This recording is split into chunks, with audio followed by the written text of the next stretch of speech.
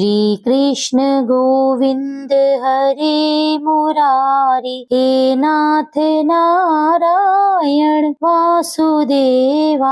जय श्री हरे कृष्णा। आप सभी को ज्येष्ठ मास के शुक्ल पक्ष की निर्जला एकादशी की ढेरों हार्दिक शुभकामनाएं। श्री हरि की कृपा आप और आपके परिवार पर सदा ही बनी रहे। आज की इस वीडियो में आप सुनेंगे निर्जला एकादशी व्रत की संपूर्ण कथा और एकादशी माता की कथा आरती सहित। निर्जला एकादशी को पांडव एकादशी के और भीमसेनी एकादशी के नाम से भी जाना जाता है। साल की सभी एकादशियों में से इस एकादशी को प्रमुख माना जाता है। जो व्यक्ति साल में आने वाली किसी भी एकादशी का व्रत ना रख सके, अगर वे साल में इस एक निर्जला एकादशी का व्रत सच्चे मन और पूर्ण श्रद्धा से रख ले तो उसके सभी पापों और कष्टों का नाश हो जाता है और अंत में उसे मोक्ष की प्राप्ति होती है। निर्जला एकादशी में निर्जल व्रत रखकर शेष शैया रूप में भगवान विष्णु की आराधना का विशेष महत्व माना जाता है। इस दिन निर्जल रहकर उपवास किया जाता है। निर्जल रहकर उपवास करने का अर्थ है पानी की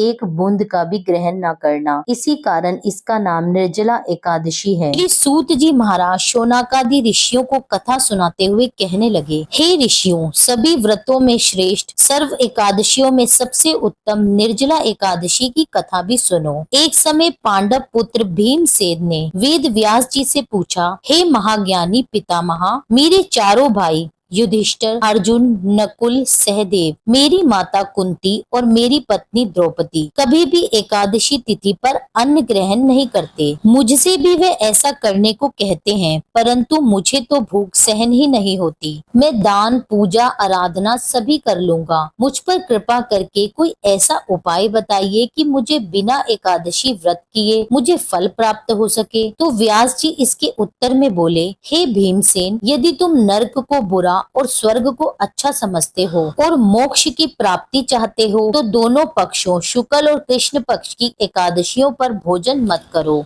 व्यास जी की बात सुनकर भीमसेन ने फिर से निवेदन किया, हे महामुनि, आप मेरी व्यथा भी सुनिए। यदि दिन में एक बार भी भोजन न मिले तो मुझसे नहीं रहा जाता। मैं ऐसी स्थिति में कैसे उपवास करूं? मेरे उदर में वृक नामक अग्नि का वास है और बहुत अधिक भोजन करने पर ही मेरी भूख शांत होती है। मुनि श्रेष्ठ, आप मुझ पर कृपा करके ऐसा उपवास बताइए जिसे विधि पूर्वक करके मैं स्वर्ग को प्राप्त कर सकूं। वह निश्चय करके मुझसे कहिए जिससे मेरा भी कल्याण हो सके। भीमसेन की व्यथा को सुनकर व्यास जी कहने लगे, भीमसेन, मनुष्यों के लिए सर्वोत्तम वेद उनका धर्म है, किंतु कलयुग में भी उस धर्म पर चलने की शक्ति किसी में नहीं है। इसलिए थोड़े धन और थोड़े कष्ट से होने वाला बहुत सरल उपाय जो कि पुराणों में भी लिखा है वह मैं तुमसे बताता हूँ। तुम ध्यान पूर्वक सुनो। दोनों पक्षों की एकादशियों में जो मनुष्य भोजन नहीं करते वे नरक को नहीं जाते। इन वचनों को सुनकर महाबली भीमसेन पहले तो पीपल के पत्ते की तरह कांपने लगे और फिर डरते हुए बोले, मैं उपवास करने में बिल्कुल असमर्थ हूँ। इसलिए हे महामुनि, निश्चय करके बहुत पुण्य फल देने वाला एक ही व्रत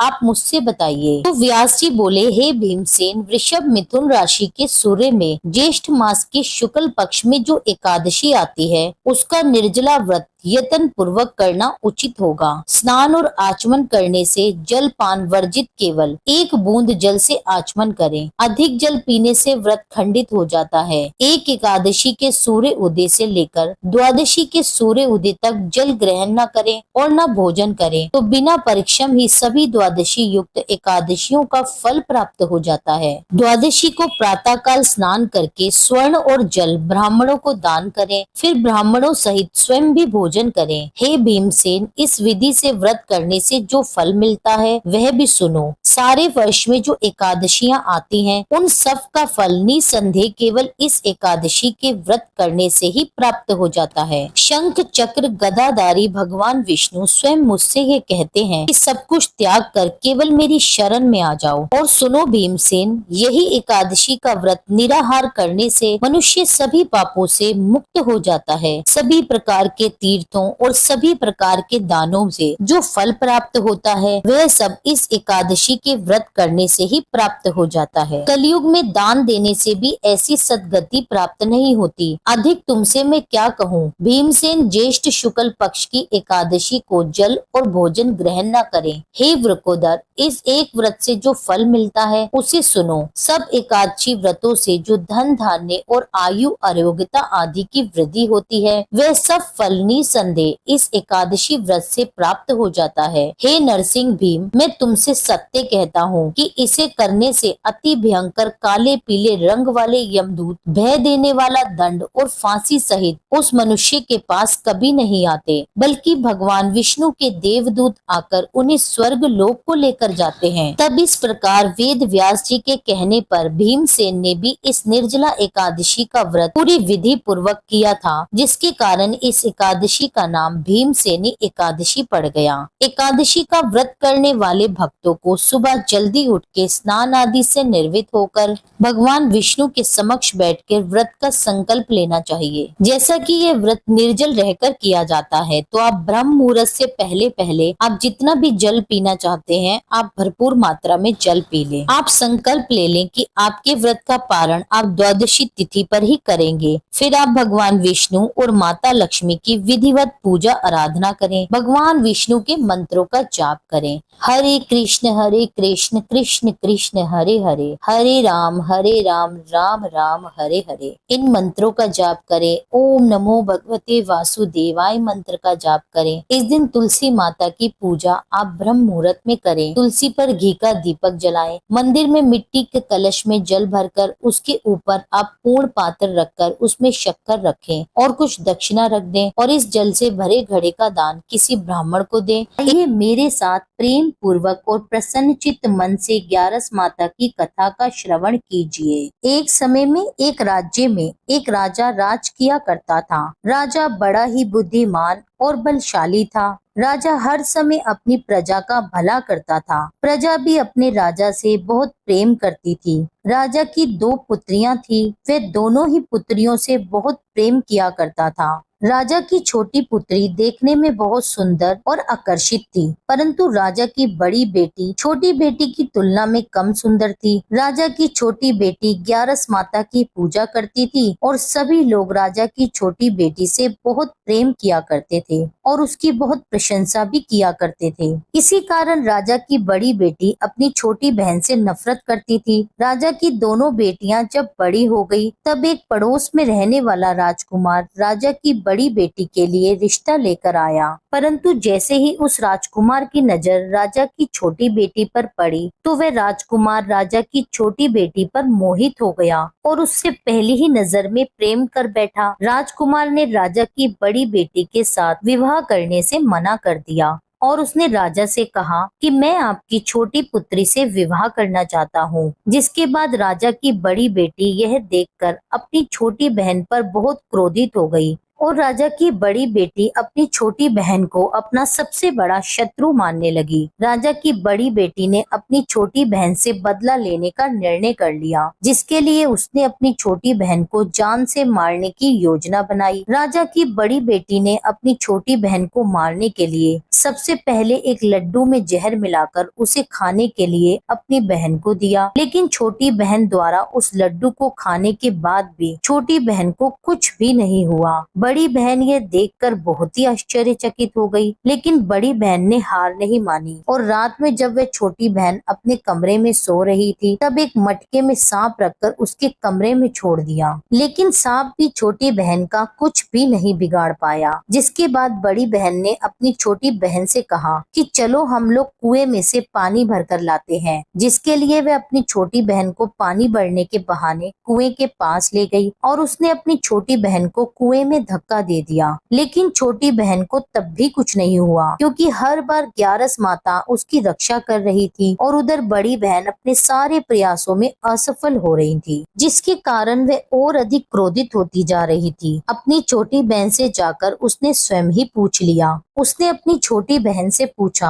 तुमको पता है कि भगवान ने सबकी मृत्यु एक निश्चित समय पर लिखी हुई है और कैसे तुम्हारी मृत्यु होगी, क्या तुम जानती हो? तब छोटी बहन ने बड़ी बहन को बताया, हाँ मैं जानती हूँ मेरी मृत्यु कैसे होगी। छोटी बहन से यह सुनकर बड़ी बहन मन ही मन बहुत प्रसन्न हुई और उसने अपनी छोटी बहन से कहा कि तुम मुझे अपनी मृत्यु का राज बताओ। छोटी बहन ने अपनी बड़ी बहन से कहा कि मेरी मृत्यु तो एक तोते में है, जो तोते के गले में एक हार है उससे मेरी मृत्यु होगी। जब तक कोई भी व्यक्ति तोते को मारकर वह हार अपने गले में पहनेगा तो मैं मूर्छित हो जाऊंगी और जैसे ही उस हार को अपने गले से उतारेगा तो मैं वापस से जीवित हो जाऊंगी। अपनी छोटी बहन का यह राज सुनकर बड़ी बहन बहुत प्रसन्न हो गई और उसने अपनी छोटी बहन को मारने के लिए उसके पालतू तोते को ढूंढना शुरू कर दिया और छोटी बहन को इस बात का आभास भी हो गया था कि कोई उसकी जान लेना चाहता है, जिसके लिए वह अपने पिता के पास गई और उसने अपने पिताजी से कहा कि हे पिताजी, मेरी मृत्यु के बाद आप मुझे जलाइएगा मत, बल्कि आप मुझे अपनी पुरानी वाली हवेली में एक पलंग पर लिटाकर छोड़ दीजिए। अपनी छोटी लड़की की यह बात सुनकर राजा बड़ा ही हैरान हुआ। राजा ने अपनी बेटी से पूछा, बेटी तुम ऐसा क्यों कह रही हो? तब राजा की बेटी बोली, समय किसी के लिए नहीं रुका है, कब क्या हो जाए किसी को कुछ पता नहीं। फिर राजा ने अपनी छोटी बेटी से कहा कि तुम ऐसी बातें क्यों कर रही हो? 2-3 दिन में तो तुम्हारा विवाह है। लेकिन उसने अपने पिताजी को ऐसा करने पर मजबूर कर लिया और उनसे वचन ले लिया। राजा ने भी अपनी छोटी बेटी की बात स्वीकार कर ली और 2-3 दिनों के बाद शादी का समय आया। तब राजकुमार बारात लेकर राजा के घर आया और राजकुमार और राजा की छोटी बेटी का विवाह होना आरंभ हुआ। जैसे ही राजा की छोटी बेटी राजकुमार के साथ फेरे लेना शुरू करती है तो उसकी बड़ी बहन अपनी छोटी बहन के कमरे में जाकर उसके तोते को पकड़ लेती है और उसको जान से मार देती है। तोते के गले में जो हार था उसको अपने गले में धारण कर लेती है। जैसे ही बड़ी बहन उस हार को अपने गले में धारण करती है तो उधर छोटी बहन 3.5 फेरे ही ले पाती है और वहीं पर बेहोश होकर गिर जाती है। जिसके बाद राजा ने बड़े बड़े हकीमों वैद्यों को बुलवाया, पर अपनी छोटी बेटी का इलाज करने के लिए राजा की बात सुनकर वैद्य ने छोटी बेटी को जब चेक किया तो राजा को बताया कि आपकी छोटी बेटी ना तो जीवित है और ना ही मृत है। मैं ऐसा पहली बार देख रहा हूँ। राजा ने सारे वैद्य हकीमों को यह बात बाहर बताने से मना कर दी और उनको कहा, अगर ये बात तुमने किसी को बाहर कही तो हम तुम्हें मृत्यु दंड दे देंगे। राजा ने अपनी छोटी बेटी को पुराने महल में जाकर एक पलंग पर लेटा दिया और वहाँ पर कुछ सैनिकों को तैनात कर दिया। राजा वापस अपने महल में लौट आया। राजा की बड़ी बेटी अपने पिताजी के पास आई और कहने लगी, पिताजी, अगर ये शादी संपन्न नहीं हुई तो आपकी इज्जत का क्या होगा? आप कहें तो मैं आपकी इज्जत बचाने के लिए राजकुमार से विवाह करने के लिए तैयार हूँ। जिसके बाद राजा ने अपनी बड़ी बेटी की बात मान ली और राजा ने अपनी बड़ी बेटी को छोटी बेटी का जोड़ा पहनाकर विवाह मंडप में बिठा दिया। परंतु राजकुमार ये जान गया कि ये राजा की छोटी बेटी नहीं है, बल्कि ये राजा की बड़ी बेटी है। लेकिन जब राजकुमार ने विवाह करने से मना किया तो सभी लोगों ने राजकुमार को विवश करके बचे हुए फेरों को संपन्न करा दिया और विवाह करवा दिया। जिसके बाद राजकुमार राजा की बड़ी बेटी को अपने साथ महल में ले गया। अब राजकुमार राजा की बड़ी बेटी से ना तो बात किया करता था और ना ही उसको पसंद करता था। राजकुमार ने ये फैसला लिया था कि वह अपनी प्रेमिका को ढूंढ कर रहेगा और यह जान कर रहेगा कि उसके साथ क्या हुआ है। एक दिन राजकुमार अपने घोड़े पर सवार होकर राजा के पुराने महल के पास पहुंच गया, जहां पर उसने कुछ सैनिकों को देखा। महल के पास पहुंचकर राजकुमार ने ध्यान से देखा तो वह समझ गया कि यह तो हमारे ससुर जी का महल है। तब राजकुमार ने सैनिकों से पूछा कि तुम लोग यहाँ क्या कर रहे हो और इस महल के अंदर उस पलंग पर कौन लेटा है? जिसके बाद सैनिकों ने बताया कि यहाँ पर राजा की छोटी बेटी है। यह सुनकर राजकुमार बहुत ही प्रसन्न हुआ और वह तुरंत अपनी प्रेमिका के पास पहुँच गया और उसकी सेवा करने लगा। जैसे ही रात हुई तो राजा की छोटी बेटी उठकर खड़ी हो गई। राजकुमार ये देखकर बहुत खुश हो गया और उसने उससे पूछा कि तुम यहाँ क्या कर रही हो? तुम मेरे साथ मेरे महल में चलो।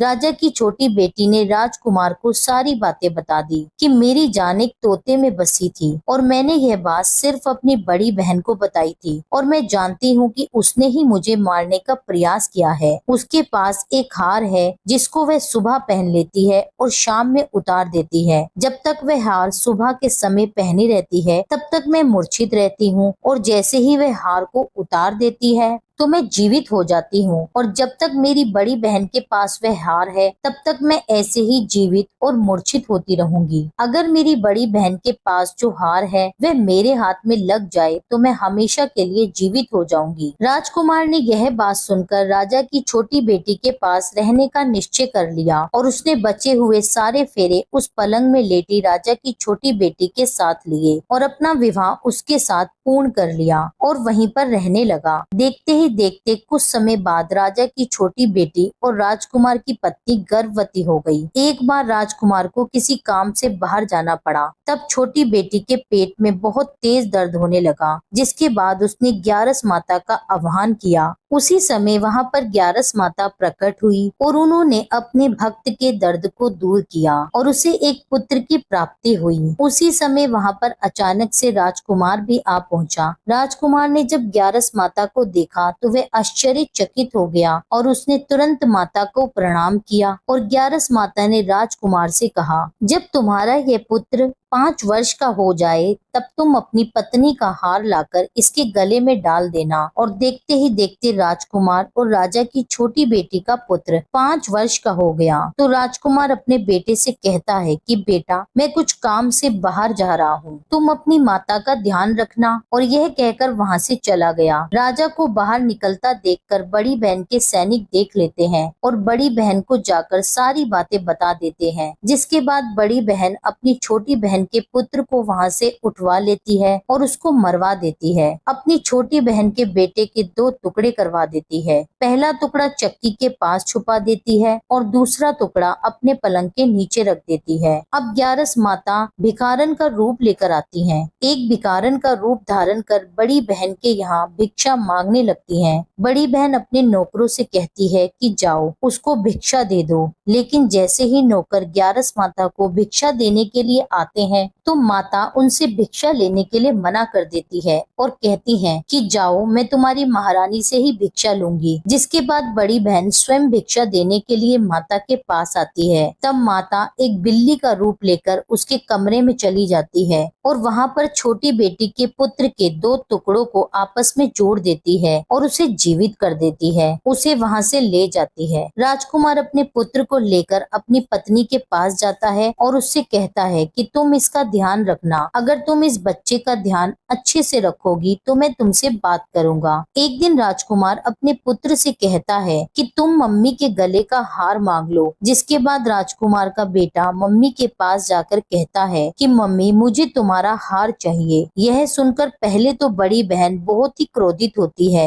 फिर उसको ये याद आता है कि राजकुमार ने कहा था अगर मैं इस बच्चे का ध्यान अच्छे से रखूंगी तो वह मुझसे बात करेंगे, जिसके कारण वह हार उस बच्चे को दे देती है और वह तुरंत हार ले जाकर अपने पिताजी को दे देता है। और तभी राजकुमार अपने बेटे को लेकर वहाँ से जाने लगता है तो उसकी पत्नी से कहता है कि तुम हमारे लिए खाना बनाकर रखना, मैं शाम को आकर तुम्हारे साथ खाना खाऊंगा। और वह अपने बेटे को लेकर वहाँ से चला जाता है और वह राजा के पास जाकर सारी बात राजा को बता देता है। राजा अपनी बड़ी बेटी की इस करतूत को सुनकर बहुत ही क्रोधित होते हैं और अपनी परवरिश पर शर्मिंदा होते हैं और दोष देने लगते हैं और राजकुमार को अपनी छोटी बेटी के साथ रहने का आदेश देते हैं। इस प्रकार ग्यारस माता और एकादशी माता की कृपा से राजकुमार और राजकुमारी खुशी खुशी अपना जीवन व्यतीत करते हैं। बोलिए ग्यारस माता की जय। हे ग्यारस माता, जिस प्रकार अपने राजकुमार और राजकुमारी के परिवार की रक्षा करी, उसी प्रकार से कथा कहने, सुनने और हुंकारा भरने वाले सभी के परिवारों की रक्षा करना। एकादशी माता की आरती। ओम जय एकादशी माता, जय एकादशी माता, विष्णु पूजा व्रत को धारण कर शक्ति मुक्ति पाता।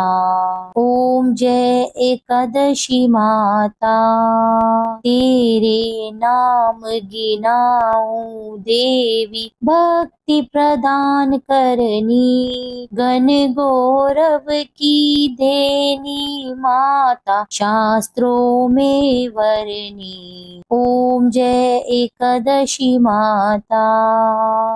मार्गशीर्ष के कृष्ण पक्ष की उत्पन्ना, विश्व तारिणी जन्मी, शुक्ल पक्ष में हुई मोक्षदा, मुक्तिदाता बन आई। ओम जय एकादशी माता। पोष के कृष्ण पक्ष की सफला नामक है, शुक्ल पक्ष में होए पुत्रदा, आनंद अधिक रहे। ओम जय एकादशी माता। नाम शटिलता माघ मास में कृष्ण पक्ष आवे, शुक्ल पक्ष में जया कहावे, विजय सदा पावे। ओम जय एकादशी माता। विद्या फागुन कृष्ण पक्ष में शुक्ला आमल की, पाप मोचनी कृष्ण पक्ष में चैत्र महाबली की। ओम जय एकादशी माता। चैत्र शुक्ल में नाम कामदा, धन देने वाली, नाम वरुथिनी कृष्ण पक्ष में वैशाख महावाली। ओम जय एकादशी माता। शुक्ल पक्ष में होए मोहिनी, अपरा ज्येष्ठ कृष्ण पक्षी, नाम निर्जला सब सुख करनी, शुक्ल पक्ष रखी।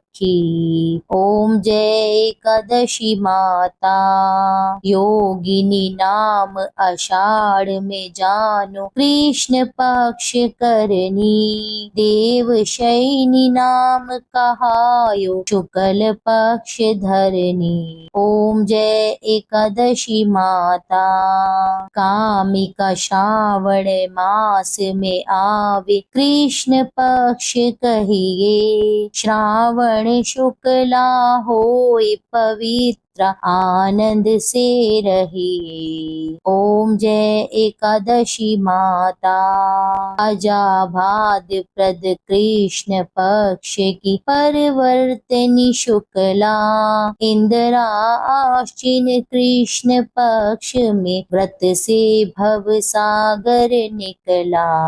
ओम जय जय एकादशी माता। पंपकुशा है शुक्ल पक्ष में आप हरन हारी, रमा मास कार्तिक में आवे, सुखदायक भारी। ओम जय जय एकादशी माता। देवोत्थानी शुक्ल पक्ष की दुख नाशक मैया, पावन मास में करु विनती, पार करो नैया। ओम जय एकादशी माता। परमा कृष्ण पक्ष में होती, जन मंगल करती, शुक्ल मास में होए पद्मिनी, दुख दरिद्र हरणी। ओम जय एकादशी माता। जो कोई आरती एकादशी की भक्ति सहित गावे, जन गुर दिता स्वर्ग का वासा, निश्चय वह पावे। ओम जय एकादशी माता। यह थी एकादशी माता की संपूर्ण कथा और आरती सहित। उम्मीद करती हूँ यह वीडियो आपको पसंद आया होगा। कथा अच्छी लगी हो तो इसके लिए मेरे चैनल को सब्सक्राइब कर लीजिए। वीडियो को लाइक करके कमेंट में लिख दीजिए 11 माता की जय। मिलती हूँ आपसे एक अगली वीडियो में, तब तक के लिए जय श्री राधे।